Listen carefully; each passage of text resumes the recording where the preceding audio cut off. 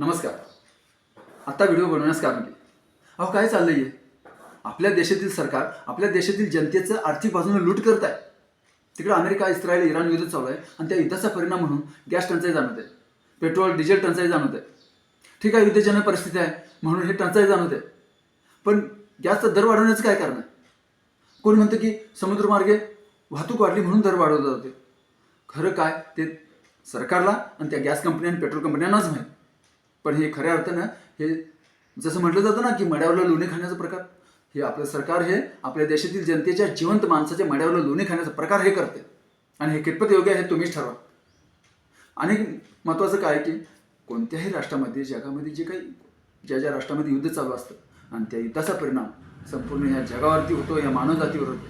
आणि कोणतंही युद्ध हे वाईटच आणि हे युद्ध थांबावं आणि सर्व मानवजातीचं जीवन सगळं सुरळीत चालावं यासाठी आपण भगवंताकडे प्रार्थना करूया, नामस्मरण करूया.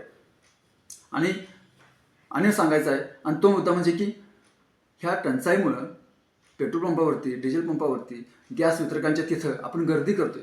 ठीक आहे, साहजिक गोष्ट आहे, आपणाला ते जीवनावश्यक गोष्टी आहेत त्यामुळे आपण गर्दी करतोय. पण ह्या गर्दी करत असताना, नंबर लावत असताना, रांगा लावतोय, तिथं आपण भांडण करतोय. पंपावरती गॅस वितरकांच्या तिथं भांडण करतोय नंबरासाठी. काय चाललंय? किती किळसपणाचा हा कळस. ह्या कठीण प्रसंगात आपण त्या पंपधारकांना, गॅस वितरकांना आपण सहकार्य केलं पाहिजे, सामंजस्यपणाने घेतलं पाहिजे, काय भांडत बसायचं. आणि दुसरा मुद्दा असा की ह्या टंचाईच्या प्रसंगामध्ये आपण कोण अफवा पसरवतात, हे आज पेट्रोल पंप बंद राहणार आहे, हे चला चला पेट्रोल पंप चालू चला चला चला. गॅस वितरकांच्या तिथं अरे महिनाभर गाडी येणार नाही, 2 महिने येणार आहे, काय तिकडे बोंबाबोंब झाले हवा, काय कोण अफवा पसरतात आणि त्याच्या मागे आपण लागतो. हे सुद्धा चुकीचं आहे.